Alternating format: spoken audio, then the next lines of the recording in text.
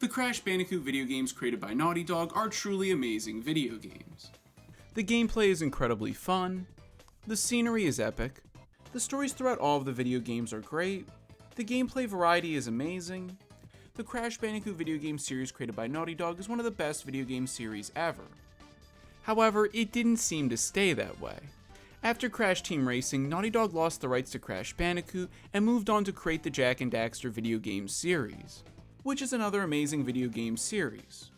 Since Universal owned the rights to Crash Bandicoot, they decided to get other video game companies to continue to make Crash Bandicoot video games.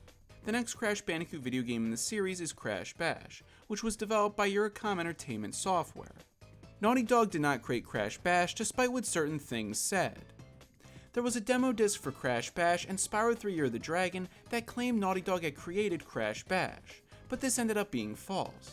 The people who had the demo disc must have been disappointed when they got Crash Bash.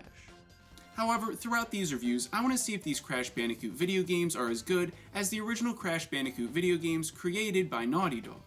Well, the video game company that worked on Crash Bash is Eurocom Entertainment Software.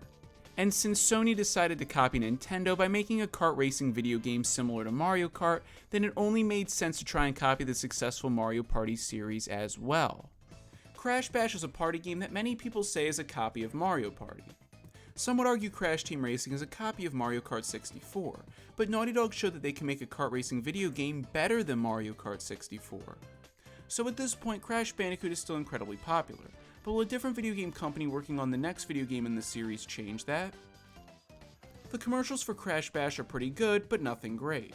So will Crash Bash be a great Crash Bandicoot video game despite Naughty Dog not having any part in the creation of it? Let's find out. So the opening to Crash Bash comes up and we all know the happiness we felt when we heard. So Crash Bash begins and we all know how great this sounded. A game created and developed by Naughty Dog.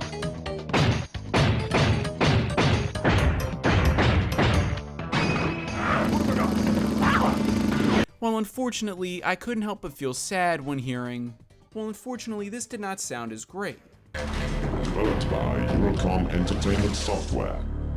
So like in Crash Team Racing, there's an adventure mode with a story. The story starts with Aku Aku and Uka Uka arguing over who's more powerful. This seems somewhat immature. Settle this argument. Prepare to fight. No, Uka Uka. The ancients would not allow it. The ancients would not allow it? Wait, hold on a second. The ancients would not allow it? What about in Crash Bandicoot 3 Warped?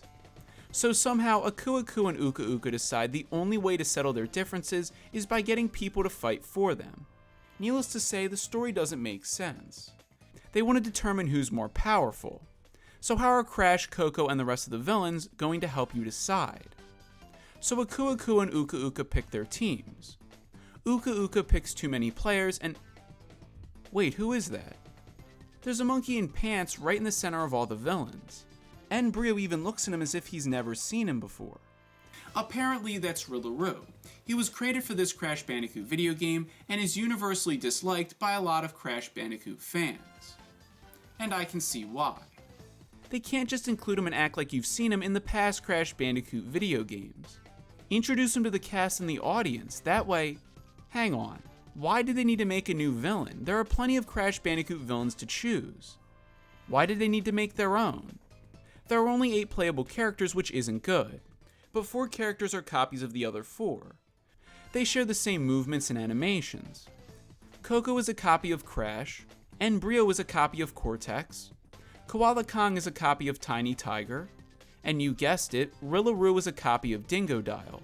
Well, that explains why they chose Koala Kong and Brio considering they weren't in Crash Team Racing. There are really only 4 types of playable characters, which is terrible.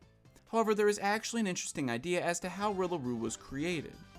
If you beat Crash Team Racing 100%, the credits tell you what happened to all of the characters' racing careers and what happened to the characters after their racing careers. It's revealed Dingodile went into an animal breeding program in order to create new and interesting pets. Dingodile was able to create the Gurbat, the Kangarooster, and the Dingorilla. Dingodile looks at Rillaru, but he doesn't look too surprised. It was also revealed that in the original source code for Crash Bash, they referred to Rillaru as Kangorilla. So maybe Dingodile created Rillaru. It's only a theory amongst other theories about Rillaroo, but it seems like it could be the most logical. The Japanese version of Crash Bash actually has fake Crash as a playable character, which means that the Japanese version of Crash Bash has 9 playable characters and the American version of Crash Bash has 8 playable characters. It makes sense that fake Crash is in the Japanese version of Crash Bash, considering the toy that inspired the character's creation was created in Japan. But still, I wish the American version of Crash Bash had fake Crash in it as well. But wait, Aku says Uka Uka has too many players, and needs to give some to him. Well, Uka Uka could give them Embryo. He helped Crash in Crash Bandicoot 2, Cortex Strikes Back. He could also give them Koala Kong, because it's been 3 games since we've seen him. Koala Kong's intentions may have changed. Or you can even give them Rillaroo because he's new and we don't know his motives. Well, this is kind of awkward. Well, Crash looks different. Why are his hands just diamonds? Alright, let's start with the first minigame, Crash Ball. In the first minigame of the first Warp Room, Crash Ball, you hit balls into the player's goals, and by hitting the square button you can use an extra kick to hit the balls faster. This minigame is like a 4-player version of Pong. This minigame is good, but the enemies are strange. And it changes from each round. Sometimes they're terrible and can't defend a single shot, and other times they're elite players who destroy you. So look here, Embryo is terrible. I'm focusing my attack on him next round. Wait, what? Crash wins. You have to win a minigame 3 times in order to get a trophy? 3 times? It may not seem like a lot, but sometimes other enemies will pull one over on you, and that means you're playing the minigame 4 or 5 times. It's too much and it gets repetitive really fast. In the next minigame, Polar Panic, you have to ride on polar bears and attack to knock off the players. There's also this camera that either shoots down a power-up or could get you eliminated. Again, this minigame is fun, but winning it 3 times is too much. I had to play this minigame 6 times because sometimes you'll fall off or get a power-up you don't want. In the next minigame, Pogo Painter, you have to make all of the stones your color and hit the purple box to save the points. There are boots that make you move faster and rockets that can be used to hit enemies. Good idea and an all-around fun minigame. In the last minigame of the first Warp Room, Jungle Bash, you fight the players. You can hit enemies or throw boxes and TNT at them. It's really fun. Now let's look at the second Warp Room. Beach Ball, I wonder what that could be. Wait, it's just Crash Ball except this time it's underwater. This is a common thing in Crash Bash. Every Warp Room has the same minigames with an added gameplay element. Like in Beach Ball, you can actually hold the ball, which makes this minigame slightly different.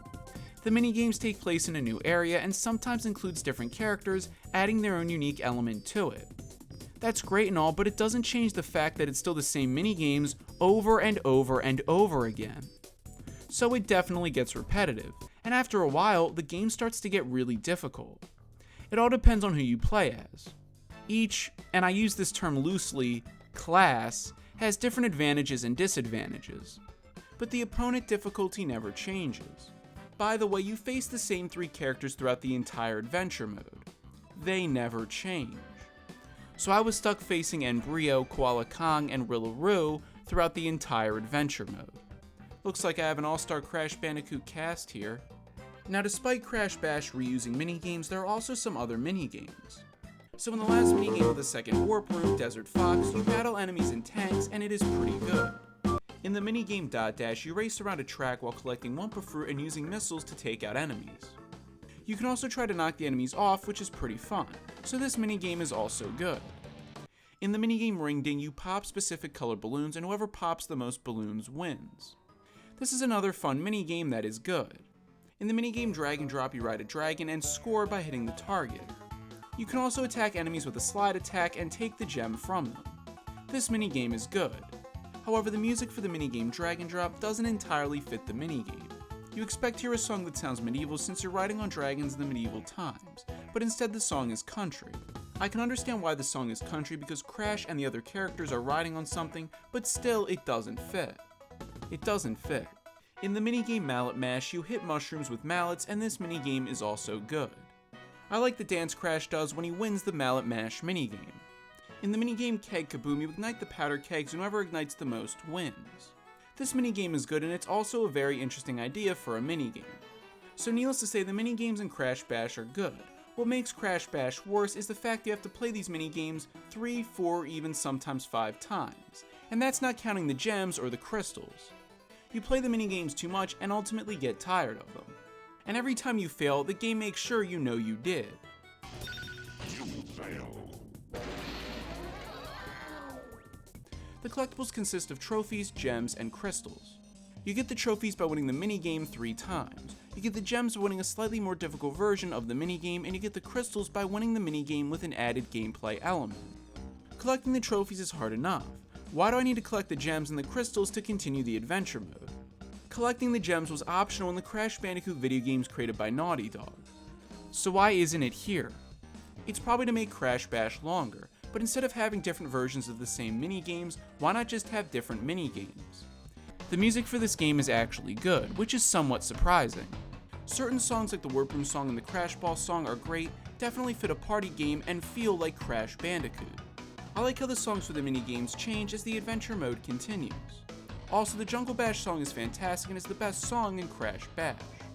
There are also a ton of loading screens. There's even a loading screen right after the title screen. The loading screens aren't too long, but they show up way too often. The bosses consist of Papu Papu, Bearminator, which is a giant polar bear on a submarine. I guess it's supposed to be the giant polar bear from Crash Bandicoot 2 Cortex Strikes Back.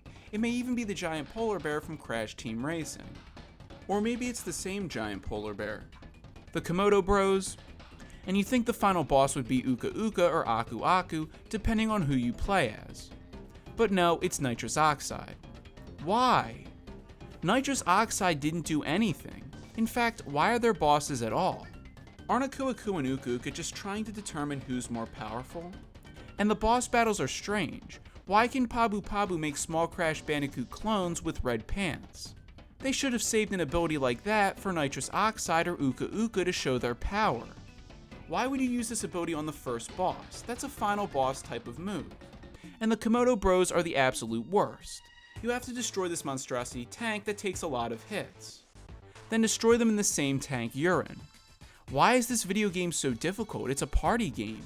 There's no reason for this amount of difficulty. Also, besides the fact that both Crash Bash and Mario Party are party games, Crash Bash is barely similar to Mario Party. The idea itself is similar, and it's clear Sony was trying to create a party game due to the popularity of Mario Party, but other than that, Crash Bash and Mario Party are different. Mario Party takes place on a board game with players rolling die and mini-games in between. Besides the Warp Rooms in Crash Bash just has mini-games, and these mini-games aren't that similar to the mini-games in Mario Party. There is also multiplayer, which is pretty fun. You can play with up to 4 people, and it makes the game more enjoyable. Now it's time to talk about the ending of the game. And like the previous Crash Bandicoot video games, there are 2 endings. The final boss is Nitrous Oxide. You chase Nitrous Oxide to Gasmoxia, the planet Nitrous Oxide is from, and then face him in Crash Ball. This final boss is really difficult. It is an interesting and somewhat cool boss fight, but it doesn't make any sense to the story, and it is very difficult. Also, the music for the final boss is the music for the Dot Dash minigame in Crash Bash, and is the music for the Dingo Dial boss fight in Crash Bandicoot 3 Warped. Did Nitrous Oxide help create Rillaru as well? The final boss for Crash Bash deserves its own song. The evil ending shows Uka Uka stealing crystals to become unstoppable. And the good ending shows Aku Aku catching Uka Uka stealing the crystals and sending him into outer space. Yeah, the ending is just as weird as the entire story. Crash Bash, more like Crash Trash. Crash Bash, more like Trash Bash. Just kidding, Crash Bash is not a terrible video game. But it's not good either. It really shows how a change in video game companies can make a video game series feel different. I think if Naughty Dog had created this video game, it would have had more characters and it would have been more enjoyable in certain ways. And they probably wouldn't have added Rillaru. If Naughty Dog had created Crash Bash, it would have been a much better video game. So these are all of the Crash Bandicoot video games for the PlayStation. Crash Bash is a decent Crash Bandicoot video game, but it isn't as good as the original Crash Bandicoot video games created by Naughty Dog.